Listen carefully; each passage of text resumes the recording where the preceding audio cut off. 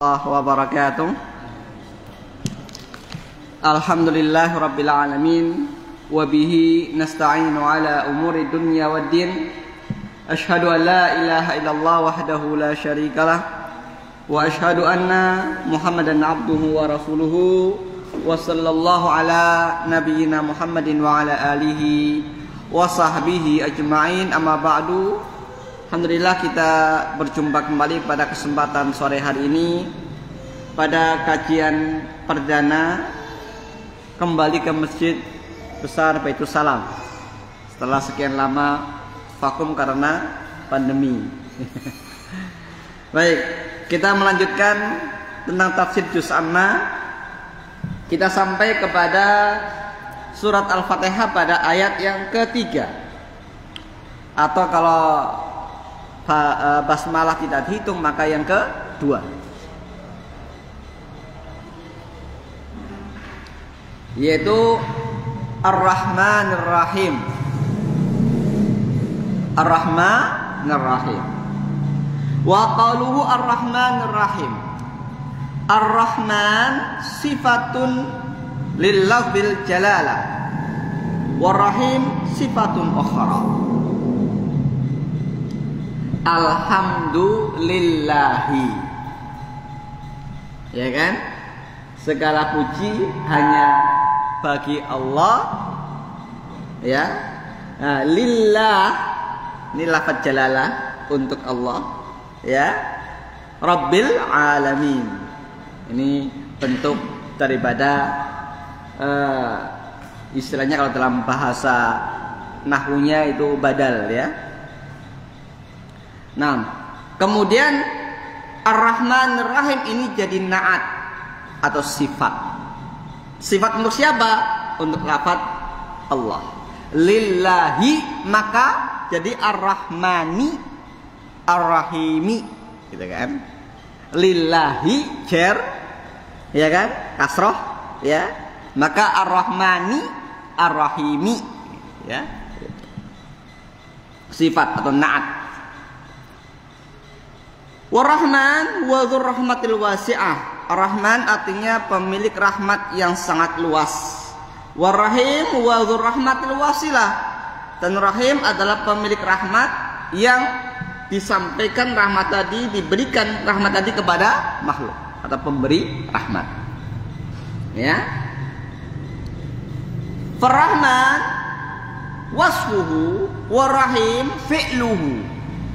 Kalau begitu Ar-Rahman itu adalah sifat dan Ar-Rahim adalah fi'il, perbuatan. Karena Ar-Rahman itu pemilik rahmat yang luas, yang tersimpan di sisi Allah. Maupun rahmat yang dibagikan kepada makhluk. Kalau Ar-Rahim yang memberikan rahmat, ya, yang memberikan. Jadi Maha memberi rahmat. Kalau Ar-Rahman Maha pemilik rahmat.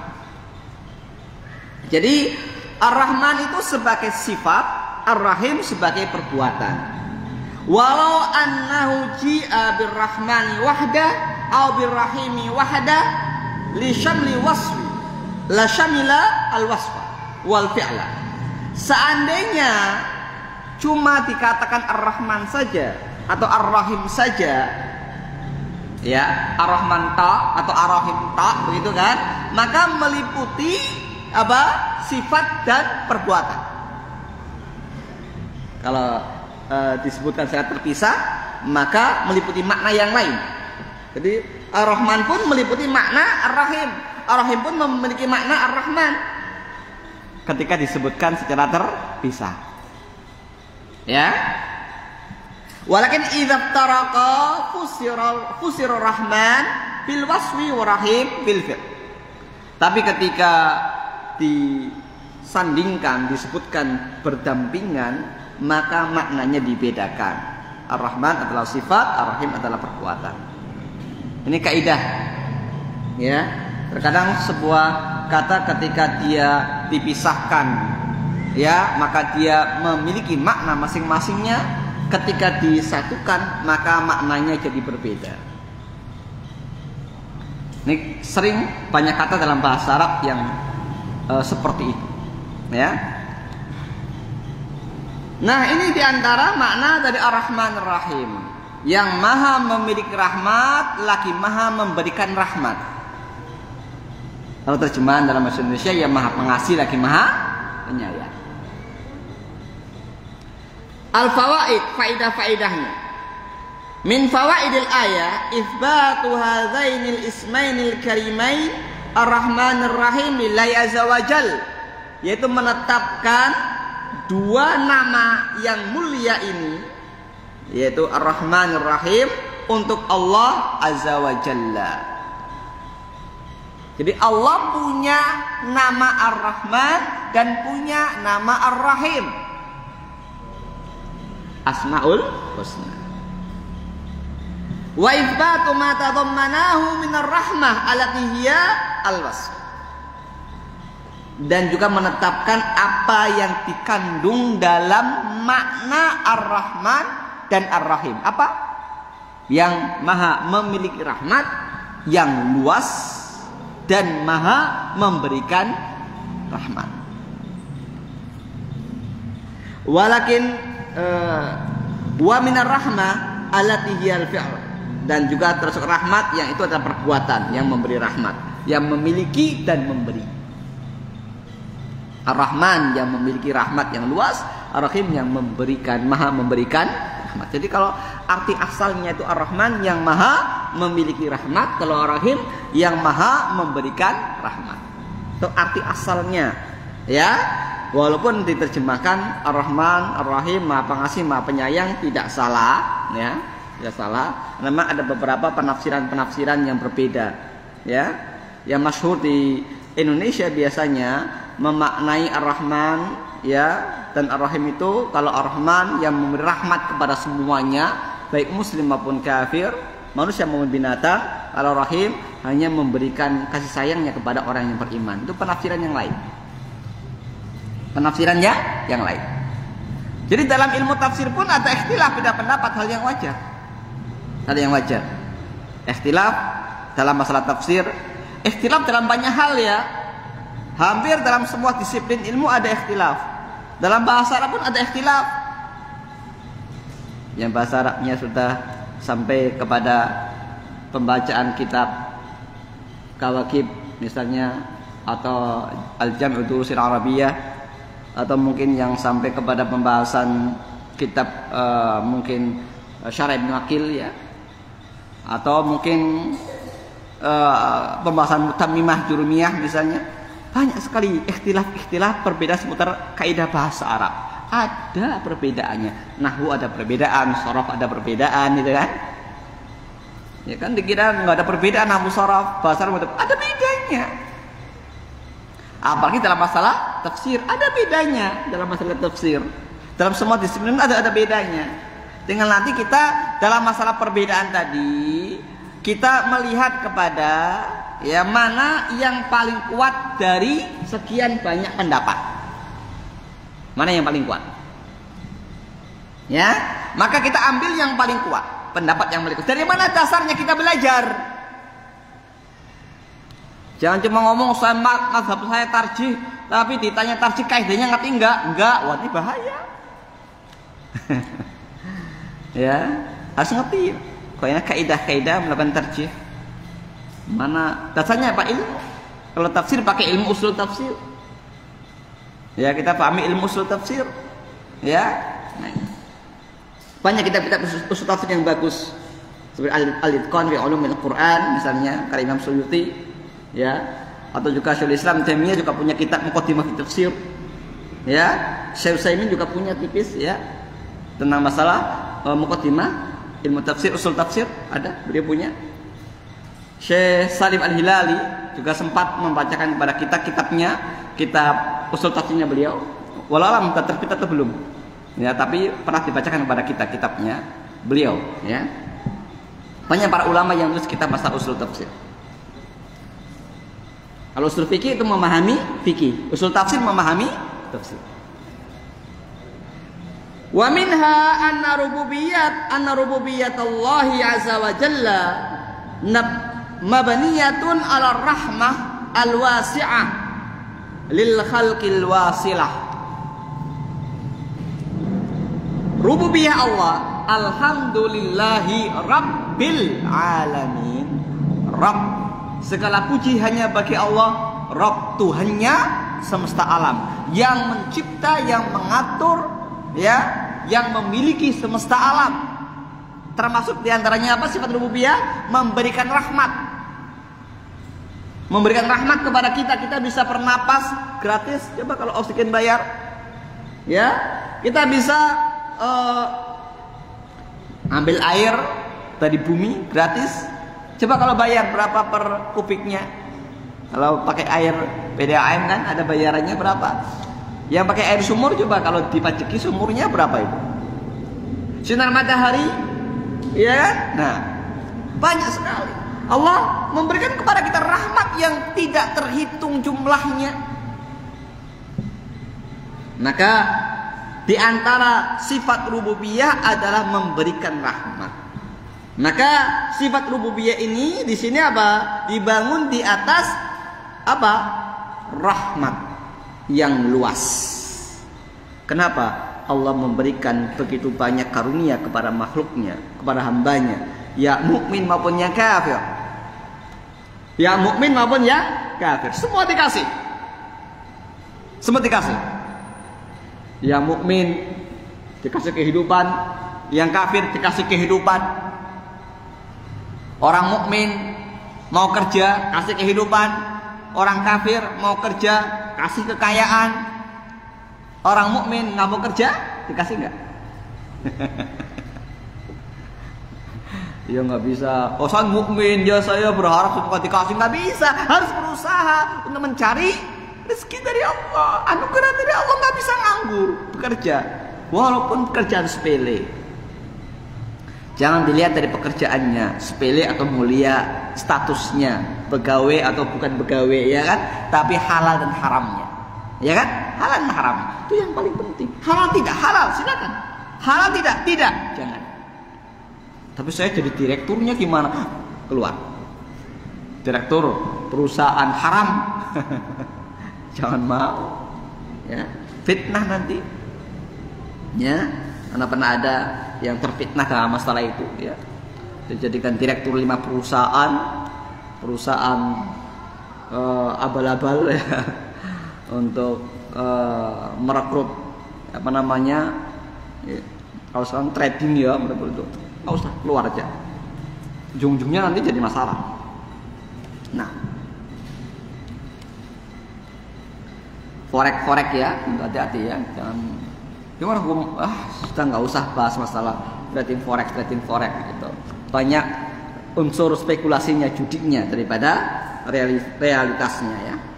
Jangan tertipu, ya, karena banyak orang yang tertipu. Kemarin kan baru ramai, ya. Beberapa perusahaan trading forex itu kan yang kemudian dikasuskan karena penipuan dan sebagainya. Nggak usahlah kita orang Islam apalagi kita ngaji ikut-ikutan kayak gitu. Dan untungnya lumayan, nah, nggak usah itu kan iming-iming. Nggak usah. Cari yang jelas.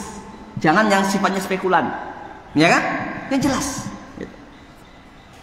Karena sempat ada yang tanya, nggak usah. Ya. Nah.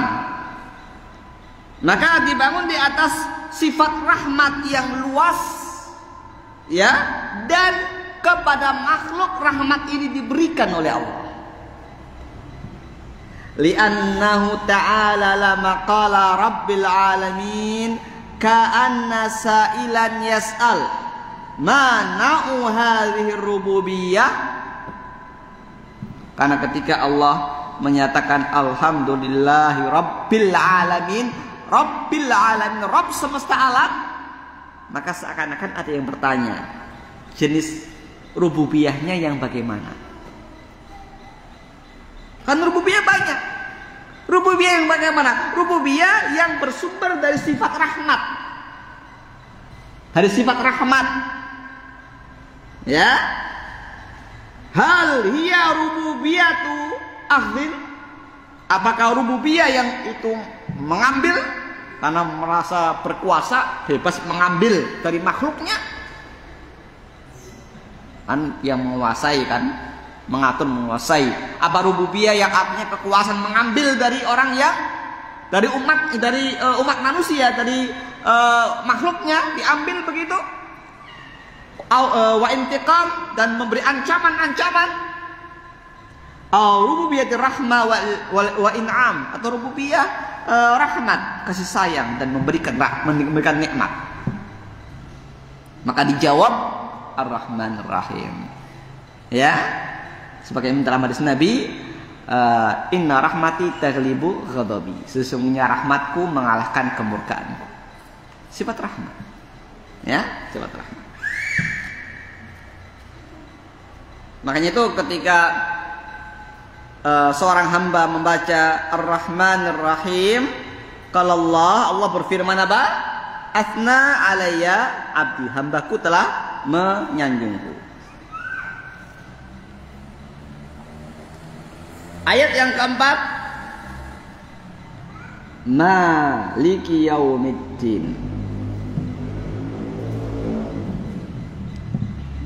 yang menguasai hari pembalasan. Wa qaluhu ta'ala maliki yaumiddin, sifatun lillah, sama naat juga, sifat juga. Segala puji bagi Allah, Tuhan semesta alam, yang Allah ini maha pengasih, Allah maha penyayang, Allah itu penguasa hari kiamat. Sifat juga, naat. Wa yaumiddin huwa yaumul qiyamah. Yaumuddin artinya apa? Hari kiamat, bukan hari agama. Din itu artinya agama. Ya, betul. Tapi din juga berarti pembalasan, al-jaza. Betul. Nah, kalau dalam ayat lakum dinukum waliyadin, din artinya apa? Agama.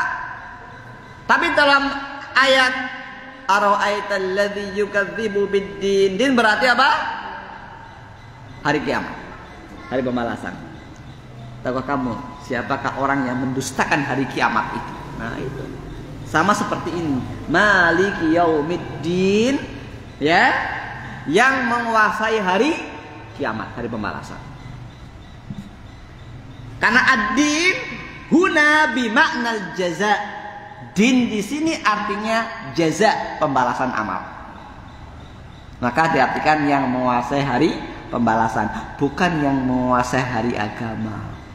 Kalau ada yang menerjemahkan yang menguasai hari agama, gimana? Bahasa Arabnya cetek tanggung, ya kan? Tapi merasa paling benar. Nggak boleh begitu dong. Lah, yang benar yang mana? Ngikuti tafsirnya para ahli tafsir. Ngikuti tafsirnya para ahli tafsir, jangan nafsiri sendiri. Karena ad-din itu bisa punya beberapa makna. Dalam bahasa Arab sebuah kata terkadang punya beberapa arti. Kayak din tadi, din bisa berarti agama, ad-din bisa berarti millah, agama, bisa pula berarti al-jaza, pembalasan. Ya kan? Dan din di sini artinya apa? Pembalasan. Itu apa? Hari kiamat. Hikmahnya, setelah menyebutkan yang maha pengasih lagi maha penyayang, kemudian baru yang menguasai hari pembalasan.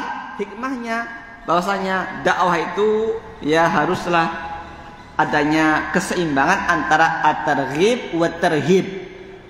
Antara ya at-targhib, rojak, pemberian harapan, wa tarhib, ya khauf, memberikan peringatan, memberikan ancaman. Harus seimbang. Kalau dikatakan Allah maha rahmat, maha pengasih, maha penyayang, maha pemberi segala macam kasih sayang, tapi nggak dikasih tahu kalau durhaka akan dapat azab pembalasan di akhirat, orang akan gampang akan, dah pasti masuk surga. Orang kan, dia kan masuk ke surga. Maka setelah Ar-Rahman Ar-Rahim, Malik Yaumiddin. Ini. Jadi ibadah harus nggak lepas dari ini. Al-khawf war-raja, at-targhib wa tarhib. Ya.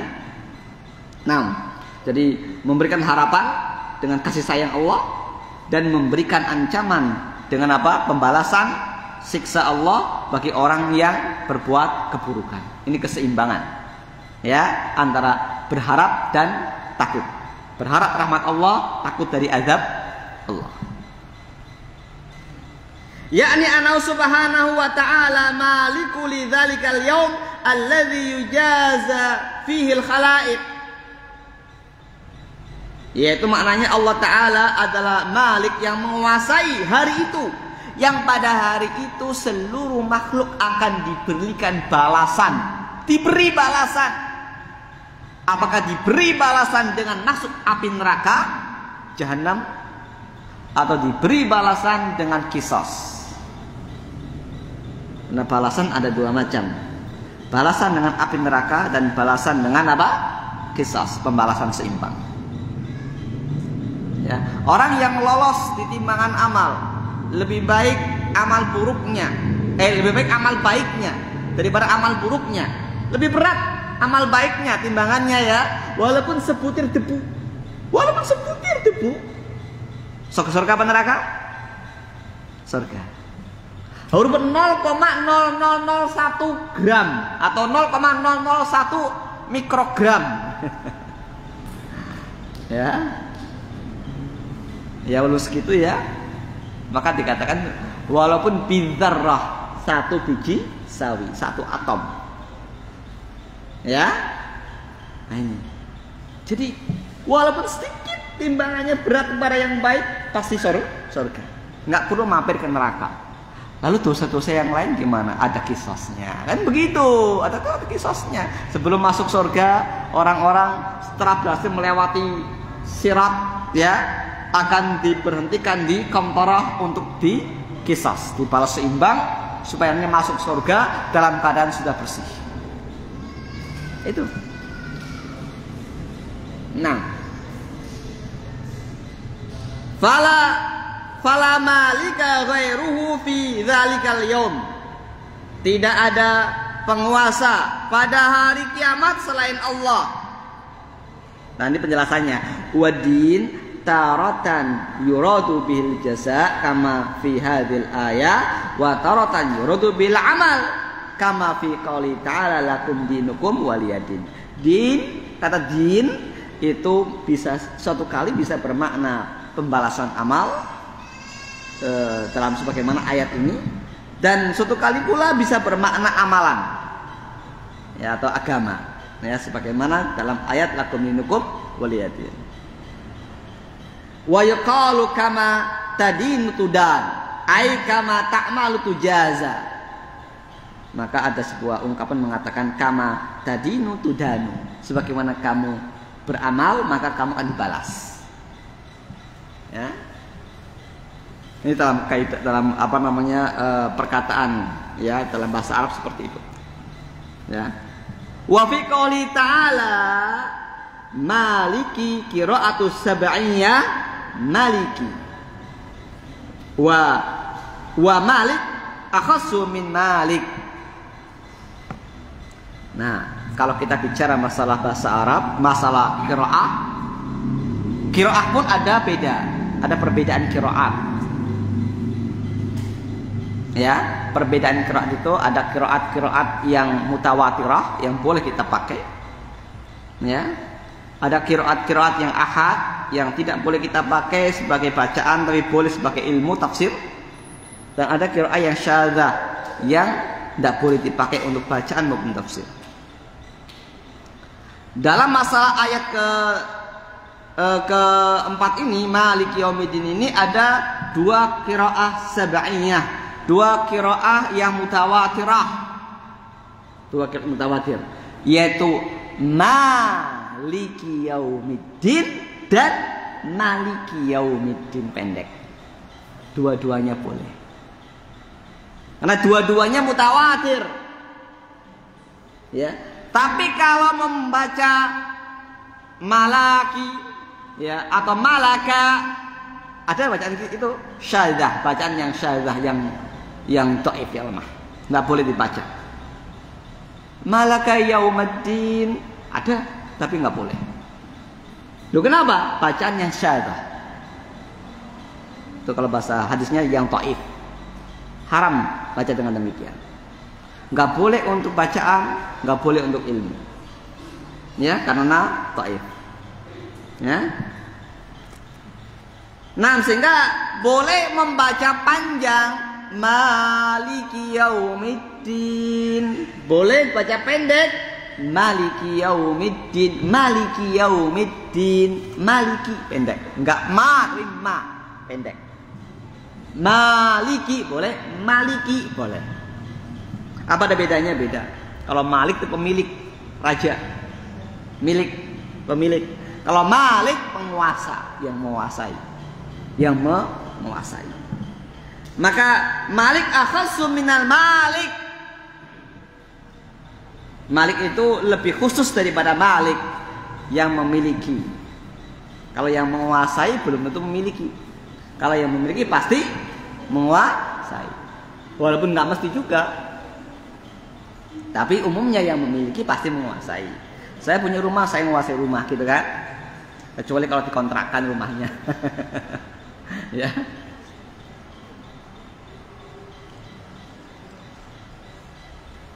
Wa fil jam'i bainal qira'atain faidatun 'azimah. Kalau dihimpun antara dua qiraat yang mutawatir, antara Maliki dan Maliki, kalau digabung, ya, maknanya ini saling menafsirkan. Saling menafsirkan. Maka di sini kita silakan mau baca Maliki Yaumiddin boleh, baca Maliki Yaumiddin boleh, nggak ada yang salah. Maknanya yang benar yang mana? Semua benar. Ini sama maknanya sehingga apa? Saling menafsirkan, maknanya saling melengkapi. Saling melengkapi. Wa huwa anna mulkahu jalla wa ala mulkun hakikiyun. Yang mana ketika dua qiraat ini dipahami secara bersama, maka ini menunjukkan kerajaan Allah. Ya, atau kalau dibaca anna milkahu, kekuasaan kepemilikan Allah itu adalah kerajaan kepemilikan yang hakiki. Ya, kepemilikan yang hakiki. Li'anna minal khalqi may yakunu malikan walakin laisa bimalik. Karena apa? Karena ada pula di antara makhluk ini, di antara manusia, yang mereka itu memiliki tapi tidak menguasai. Yusama malikan isman wa laisa lahu minat tadbiri syai'. Dia disebut pemilik namanya saja, tapi dia tidak punya hak untuk mengatur. Kalau di dunia nyata ini, saya tadi bioskopnya kecil, kayak tadi antara pemilik rumah dengan orang atau pemilik bangunan, pemilik tanah, dan orang yang menyewanya. Ya, pemilik rumah yang memiliki, tapi nanti yang atur siapa? Yang nyewa. Saya ngontrak rumahnya lah. Ya kan? Yang atur siapa kalau begitu? Ya yang ngontrak, yang memilih, menyewa. Ini dalam bahasa yang seperti yang kecil, ya. Maka walaupun dia yang punya, selama masih dikontrak, masih disewa, silakan dikelola. Tapi kalau sudah sudah habis masa kontraknya, diambil lagi, gitu kan? Bayar dulu kontrakannya, nanti baru perpanjangan, gitu. Ya. Tapi sebaliknya, ya, orang yang menguasai belum tentu memiliki. Ya kayak tadi yang tukang kontrak tadi nggak bisa mengklaim pemilik saya, itu milik saya enggak, itu kontrakan saya. Ya, itu bukan rumah saya tapi kontrakan saya. Rumahmu di mana? Saya nggak punya rumah, saya ngontrak, gitu kan? Iya. Kalau dalam cukup lebih luas, misalnya dalam model tata negara, ya, Inggris misalnya.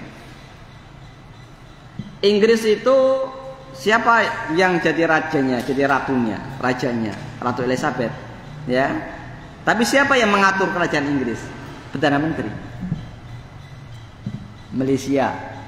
Siapa yang memiliki negara? Ya, yang dia pertuan agung, ya kan? Yang dia pertuan agung. Tapi siapa yang mengatur negara? Perdana Menteri. Terkadang seorang pemilik, seorang penguasa, seorang raja tidak bisa mengatur, ya, dia bisa mengatur. Dan seorang pengatur bukan seorang pemilik atau seorang raja. Ini manusia. Ada juga tuh raja yang juga suka ngatur juga. Ya ada, ya ada. Mungkin raja, mungkin presiden, ya ada. Ya juga raja yang juga mengatur, tapi tetap penuh dengan keterbatasan.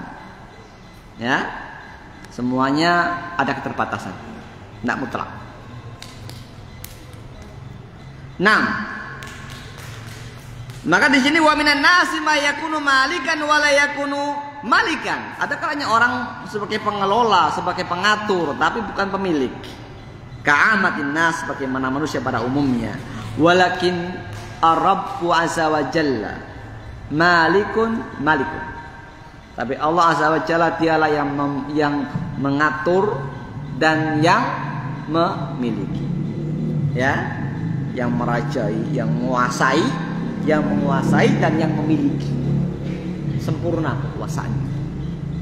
Jadi qiraah, kalau kita lihat perbedaan qiraat itu antara qiraat yang mutawatir saling melengkapi maknanya. Qiraat yang ahad bisa menjadi tafsir pelengkap maknanya juga, tapi nggak boleh jadi bacaan. Ya, kalau mutawatir boleh jadi bacaan dan saling melengkapi. Kalau syadzah yang menyimpang, yang nyeleneh tidak boleh sama sekali. Ya, makanya itu Imam Ibnu Khalawai misalnya. Imam Ibnu Khalawai beliau punya satu kitab yang sangat bagus. Ilalu qiraati sab'ah. Ilalu qiraati sab'ah. Ya.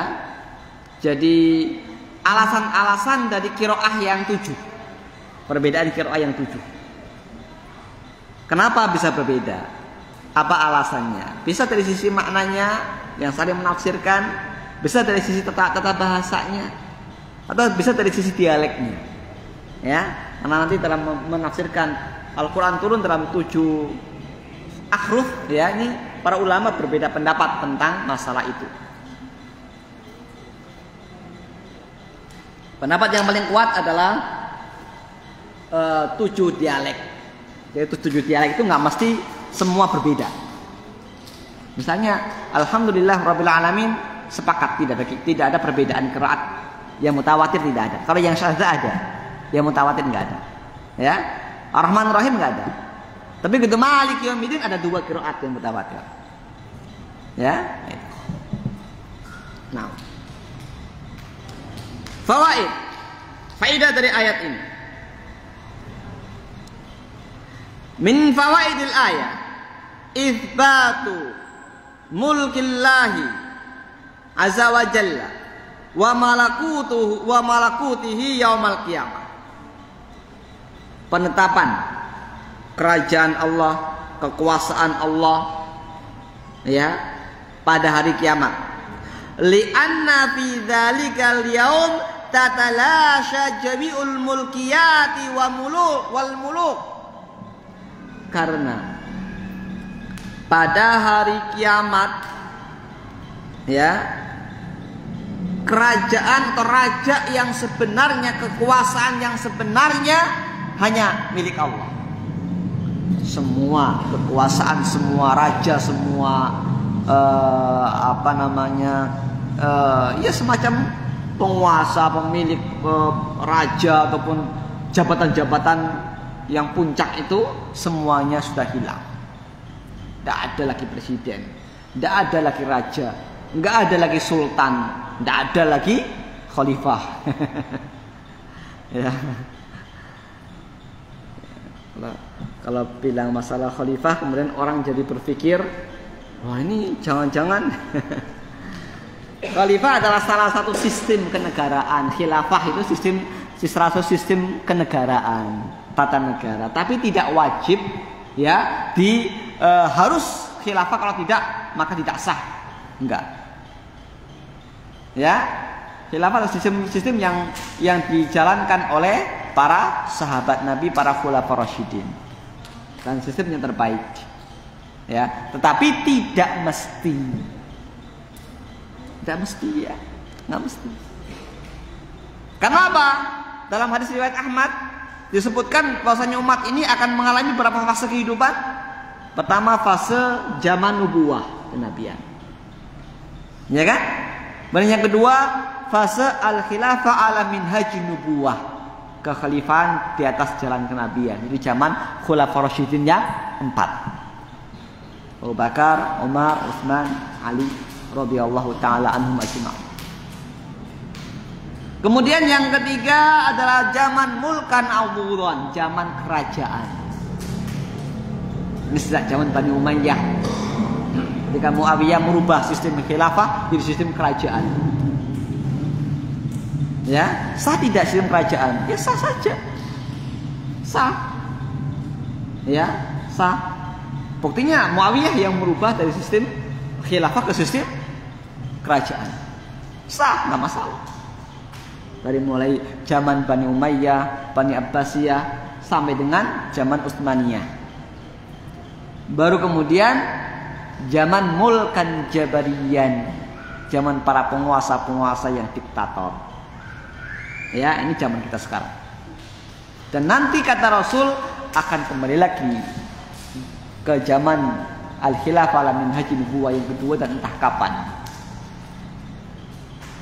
Ya, sistem kenegaraan, ada sistem kerajaan, ada sistem republik, ya, ada sistem monarki, konstitusi, ya kan. Republik pun nanti ada republik kesatuan kayak Indonesia, ada republik serikat kayak Malaysia, ya kan, republik serikat. Malaysia kerajaan ya, kerajaan. Tapi serikat, perserikatan. Amerika republik tapi serikat, Amerika Serikat. Ya. Kalau kita kan kesatuan, karena ada wacana dulu pernah jadi negara serikat, ternyata kurang bagus, maka kembali ke negara kesatuan. Ya silakan, tidak masalah. Itu sistem kenegaraan, tidak mempengaruhi keabsahan pemerintahannya, sah. Ya. Kalau yang teriak-teriak khilafah itu karena mereka nggak paham model kenegaraan semacam ini. Ujung-ujungnya kayak kelompok-kelompok yang ada, mereka ingin yang jadi khilafah, yang jadi khalifah kelompoknya, ya kan? Kalau bukan kelompoknya nggak mau, kan begitu kan? Iya. Maka itu nggak usah kita ikut-ikutan kayak gitulah. Nah, biarin mereka. Biarin. Jadi khilafah itu adalah janji Allah. Wa'adallahu alladziina aamanu minkum walladziina utul ilma. Walladziina wa 'amilus sholihat. Jadi wa'adallahu alladziina aamanu minkum wa 'amilus sholihat. Allah berjanji kepada orang-orang beriman di antara kalian wa 'amilus sholihat, dan beramal soleh. Berarti khilafah itu apa artinya? Janji. Apa artinya janji? Kalau seluruh orang Islam di dunia sudah beriman dan beramal soleh, otomatis Rasul nggak pernah tuh memproklamirkan berdirinya negara Islam, nggak pernah ada riwayat Rasul memproklamirkan, nggak ada kan? Nggak ada. Abu Bakar, Umar, Utsman memproklamirkan khilafah Islamiyah, ada nggak? Nggak ada. Perjalanan secara apa? Alamiah. Proses secara apa? Natural, alami. Berjalan, mengalir. Ketika semua beriman dan taat kepada Allah, otomatis akan terjadi. Maka para ulama mengatakan, tegakkanlah syarat Islam dalam dirimu, dalam keluargamu, dalam masyarakatmu, maka syarat Islam tegak di negara. Kan begitu. Dari awal, dari kita sendiri. Ya, jadi jangan terburu-buru. Jauhi ya medan politik. Nggak usah kita ikut-ikutan politik praktis, nggak usah. Fitnah yang terjadi, ya. Politik syar'iyah adalah apa? Mengajak orang beriman dan beramal soleh, itu namanya siasah syar'iyah. Itu aja cukup. Nggak usah ngajak orang berpolitik, nggak usah. Ya. Politik yang syar'i saja, yaitu apa? beriman kepada Allah dan Rasulnya. Kalau orang beriman kepada Allah dan Rasulnya kan nggak mungkin akan salah pilih kan, begitu kan? Iya. Kalau nggak beriman, nggak beramal soleh, pasti salah pilih. Ya, memilih kehidupan dunia lebih diutamakan daripada memilih keselamatan akhirat. Pasti salah pilih.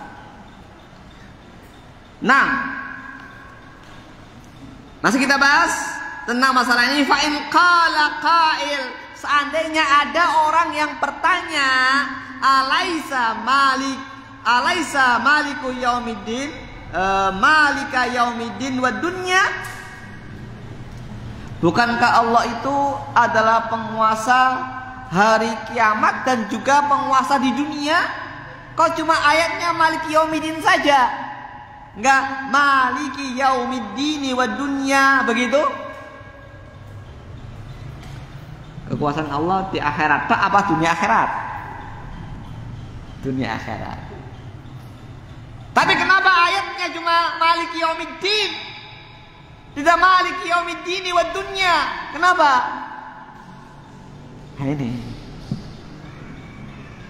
ini harus dipahami. Jadi kalau kita mengatakan Al-Quran ini firman Allah ya, nggak mungkin Allah salah dalam bicara, nggak mungkin.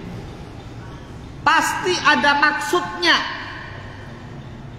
Pasti ada maksudnya. Apa itu? Fal jawabnya bala. Ya memang Allah raja, Allah penguasa dunia dan akhirat, betul. Ya, lakin zuhuru malakutihi wa mulkihi wa sultanihi innama yakunu fi dzalikal yaum. Tetapi tampak jelasnya, terangnya, terasanya kekuasaan Allah semata-mata tanpa ada bias-bias yang lain adalah pada hari kiamat. Ya, siapa saingan dari Allah dari kiamat? Nggak ada. Sekarang ketika antum disuruh milih, antum kerja ya di sebuah perusahaan, di sebuah lembaga, disuruh melakukan hal yang dilarang agama, korupsi katakanlah. Mau tidak? Kalau nggak mau, Anda saya pecat. Kalau mau, wah ini gimana, dilematis. Kalau dilakukan ini dosa, nggak dilakukan saya dipecat. Yang gaji kamu siapa sih? Apa Tuhanmu yang gaji kamu? Pernah bilang siapa yang gaji kamu? Iya. Saya yang gaji kamu, bukan Tuhanmu. Nah, ini model-model orang-orang komunis, ateis saya gitu ini. Tapi orangnya beragama gimana ya, ini ya sekuler sebenarnya, itu memisahkan agama dengan dunia. Nah, bagaimana saya dilematis mau mematuhi perintah sang direktur pimpinan perusahaan, tapi saya dosa, nggak melakukan, saya dipecat, mau makan apa? Nah ini bias, iya kan? Bias daripada apa? Daripada kekuasaan atau kerajaan di dunia. Kekuasaan Allah jelas, tapi tersamarkan oleh banyaknya orang-orang yang ngaku berkuasa. Apakah ngakunya sebagai direktur lah, sebagai raja lah, sebagai presiden lah, sebagai khalifah lah, atau sebagai apalah, terserah. Iya kan? Karena manusia kadang-kadang lebih takut kepada hukum manusia. Bahkan kadang-kadang lebih takut pada hukum yang nggak jelas. Hukum yang nggak jelas ya. Dilarang membuang sampah di sini, tetap ada sampah di situ. Tapi ketika ngomong yang buang sampah di sini kesambet, Berani nggak mahkamah di situ? Ada yang berani? Dijamin. Mau dicantumi perdanya, perda yang buang sama di sini hukumannya adalah sekian tahun penjara, denda sekian juta begitu, tetap aja ada tuh. Tapi nggak ditulis, cuma diomong, Mas kemarin ya ada buang sampah di sini, pulang langsung kesambet, nggak ada yang berani, dijamin. Lebih takut dengan hukum yang nggak jelas daripada hukum positif. Hukum agama nggak digubris, hukum negara nggak diindahkan. Tapi begitu ada omongan kesambet, terus mati habis buang sampah di situ, langsung orang patuh. Inilah manusia kadang-kadang ya, seperti itu. Maka di dunia itu kekuasaan Allah nyata, tapi tidak tampak bagi orang yang imannya dangkal, bagi orang yang imannya tertutup oleh hawa nafsunya, bagi imannya yang tertutup oleh kepentingan dunianya. Nggak kelihatan. Manusia lebih takut kepada dunianya. Takut kehilangan jabatan, takut kehilangan harta, takut kehilangan mungkin segala apa yang dia dapatkan dari fasilitas di dunia, ya. Padahal kalau dia yakin Allah segalanya, saya dipecat dari perusahaan ini, saya bisa pindah ke perusahaan yang lain, ya. Banyak kan kasus orang yang ditolak kerja di mana-mana atau dipecat di mana-mana, akhirnya malah sukses, ya. Ada yang sukses, bikin perusahaan sendiri, sukses malah. Banyak kasus, ya. Nah, kenapa kita nggak melihat kepada hal itu, bercermin kepada hal tersebut? Lebih takut kepada dunia daripada kepada Allah. Ini kenapa ayatnya bunyinya maliki yaumiddin, karena kekuasaan Allah di akhirat terang benderang.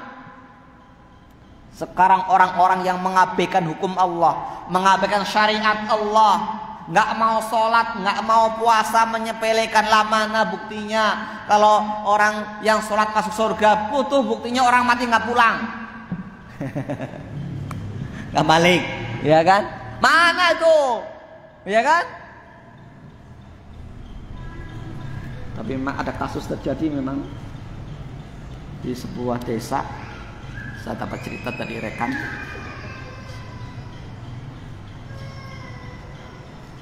Ada orang mati,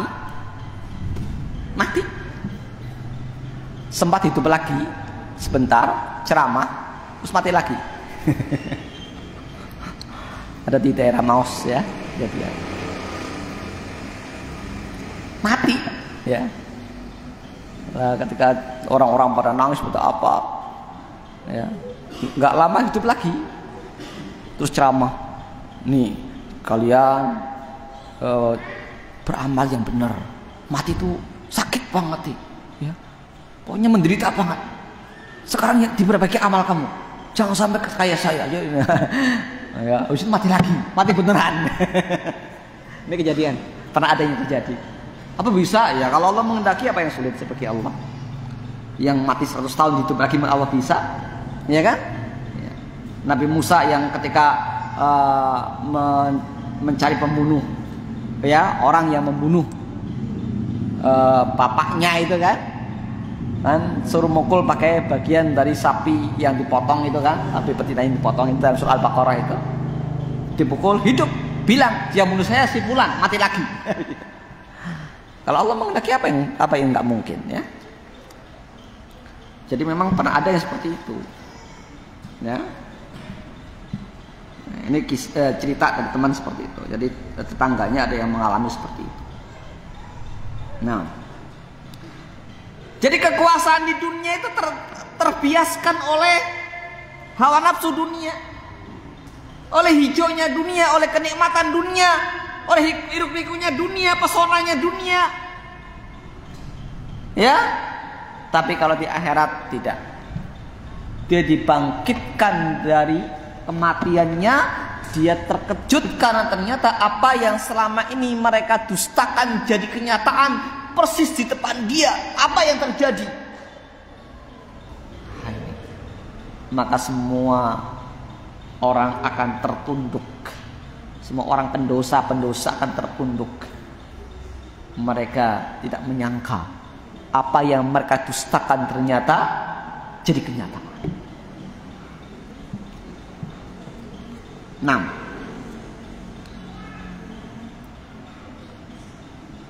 Li'anna Allah Ta'ala yunadi limanil mulkul yaum.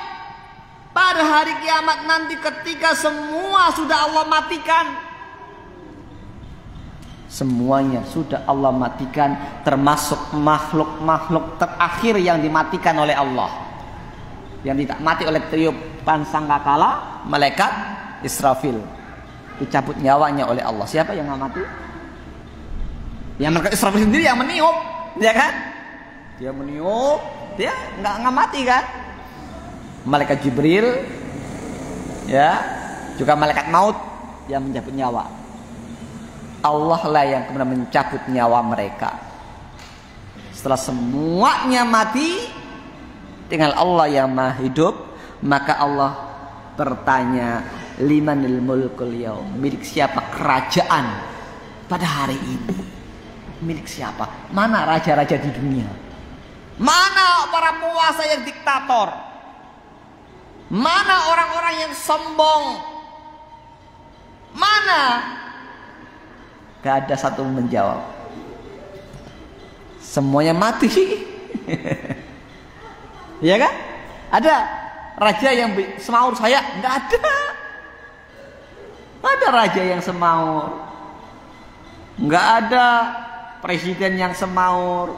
Nggak ada khalifah yang semaur. Nggak ada perdana menteri yang semaur. Nggak ada direktur yang semaur. Nggak ada. Semuanya mati.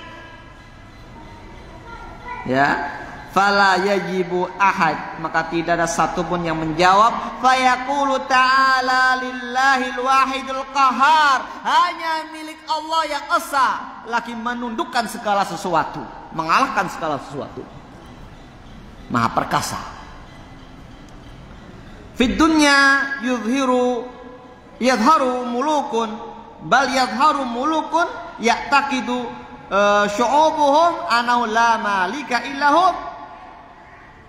Kalau di dunia banyak para raja, banyak kerajaan, banyak negara, banyak pemimpin negara, banyak. Bahkan negara-negara, para raja-raja, para kepala negara itu diyakini oleh bangsanya, oleh suku oleh bangsanya, oleh warganya sebagai apa? Pemimpin yang tidak ada duanya. Kan nggak ada raja dua dalam sebuah negara, kan nggak ada. Presiden dua, kan nggak ada kan? Raja ya satu di sebuah negara, presiden yang satu di sebuah negara, kan begitu kan? Iya. Nggak dua, nggak tiga. Kalau negara serikat gimana? Ya kan negara bagian sama negara yang pokoknya, yang negara pokoknya ini yang nggak ada duanya. Kalau negara serikat, negara bagian beda-beda, ya. Tapi negara yang pokoknya itu yang cuma satu, nggak ada duanya, diakui sebagai satu-satunya di dunia. Orang Amerika, Presiden Joe Biden, presiden satu-satunya, kan begitu kan? Iya. Kalau misalnya orang Arab Saudi misalnya, ya Raja Salman, raja satu-satunya, ya kan? Iya. Begitu pula di negara yang lainnya. Tapi ya kalau di akhirat nggak bisa, nggak ada raja, nggak ada presiden, nggak ada apapun. Ya ada hanyalah Allah, penguasa yang sebenarnya. Fasyuyu'iyun mathalan la yarawna anna hunaka rabban lisamawati wal ard, yarawna anal hayata arhamun tadfa wal ardu tabla wa anna rabbahum huwa ra'isuhum. Adapun orang-orang syuyu'iyah, orang-orang komunis, ateis, Dan yang semisalnya mereka yang berpendapat tidak ada Tuhan di langit dan bumi, gimana konsepnya dalam memahami hal ini? Mereka berpendapat hidup ini dilahirkan oleh rahim ibu dan nanti akan dikembalikan, dikubur di balik tanah, dan Tuhan mereka adalah para pemimpin mereka. Orang komunis itu menuhankan para pemimpin-pemimpin mereka, ya kan? Tulisannya Dus Kapital, kitab keramatnya orang-orang komunis, ya, yang ditulis oleh Karl Marx, Das Kapital, dan Das Kommunis yang ditulis oleh Friedrich Engels. Jadi dua kitab sucinya sampai sekarang orang komunis. Padahal Karl Marx hidupnya nggak pernah sukses, nggak pernah berhasil mewujudkan mimpinya. Walaupun didukung oleh Friedrich Engels sekalipun nggak bisa. Ya, meskipun dia tulis buku dan bukunya sampai sekarang digandrungi oleh orang-orang kiri, ya, tapi tidak ada yang bisa mewujudkan persis seperti bukunya. Ya, seandainya Lenin bisa mewujudkan dalam bentuk negara Soviet, gitu kan? Itu karena sudah nggak murni ajarannya Karl Marx, sudah ada perubahan. Ya, revolusi Bolsheviknya Lenin itu sudah tidak murni ajarannya Karl Marx, ada penambahan. Ya, itu kan revolusinya Mao Zedong di Cina, komunis Cina. Ini juga banyak penambahan nggak murni Karl Marx. Tapi sampai sekarang Karl Marx dianggap sebagai Tuhan mereka. Karena yang menentukan apa? Paham komunis, menciptakan paham komunis adalah Karl Marx. Pada Karl Marx itu sebenarnya disokong oleh Friedrich Engels, tidak sendirian. Dia sebenarnya bukan siapa-siapa. Tanpa Friedrich Engels nggak bisa apa-apa Karl Marx. Nah, sebenarnya yang mencetuskan nama komunis justru Friedrich Engels. Pada Karl Marx judulnya kan Das Kapital bukunya. Kalau Friedrich Engels judulnya Das Kommunis langsung. Tapi kan dia cuma bermain di belakang layar. Yang di depan disokong maju Karl Marx. Maka sama sekali disebut Marxisme. Tuhan mereka ya pimpinan mereka. Ya, jadi dianggap sebagai manusia yang sempurna, sosok yang sempurna, padahal tidak pernah sukses dalam hidupnya. Jadi baca biografinya. Ya, kesuksesan ajaran Karl Marx setelah dia mati, ya kan? Sekian lama setelah mati, barulah Lenin yang mewujudkan dalam bentuk revolusi Bolshevik yang menggulingkan Tsar Rusia, merubah jadi Uni Soviet. Pun sekarang hancur. Ya kan? Maka hati-hati, kita jangan termakan oleh semacam itu. Wa min fawaidil ayah ifbatul ba'thi wal jaza. Di antara faidah ayat ini adalah apa? Penetapan hari kebangkitan dan pembalasan amal. Liqouli ta'ala maliki yaumiddin, yang menguasai hari pembalasan. Berarti apa? Ada hari kiamat, ada hari pembalasan. Wa minha hasul insani ala ayya'mala lidzalikal yaum alladzi yudanu fihi al-amilun. Dan juga anjuran untuk beramal dalam rangka persiapan menghadapi hari kebangkitan. Karena pada hari itu setiap orang yang beramal akan dibalasi sesuai amalnya masing-masing. Baik, ini pembahasan kita untuk sore hari ini. Ada pertanyaan sebelum kita akhiri?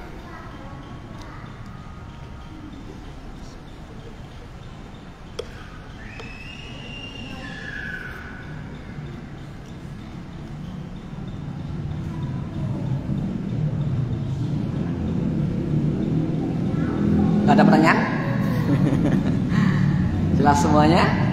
Nah, itu kita baru bahas ayat Ar-Rahman Ar-Rahim dan Malik Yaumiddin. Ya, ketika seorang hamba membaca Malik Yaumiddin, Allah mengucapkan apa? Menjawab apa? Majjadani ya abadi, hambaku telah memuliakanku. Ya, sanjungan-sanjungan untuk Allah. Ya, Alhamdulillahirabbil alamin hamadani abdi, hambaku telah memujiku. Ya, Ar-Rahman Ar-Rahim, ya athna alaihi abdi, hambaku telah menyanjungku. Malik yaumiddin, ya. Maka Allah menjawab, majjadani abdi, hambaku telah memuliakanku. Nah, nanti baca iyyaka na'budu wa iyyaka nasta'in. Hadza baini wa baina abdi nisfain. Adalah bagian yang dibagi antaraku dan antara hambaku. Wali abdi masal. Dan untuk hambaku apa yang dia minta. Baik. Ada yang tanyakan? Jelas semuanya ya? Baik, karena waktu juga yang membatasi kita, karena waktu maghribnya sangat mepet ya. Sekian dulu, wassallallahu ala nabiyina Muhammadin wa akhiru da'wana alhamdulillah rabbil alamin. Assalamualaikum warahmatullahi wabarakatuh.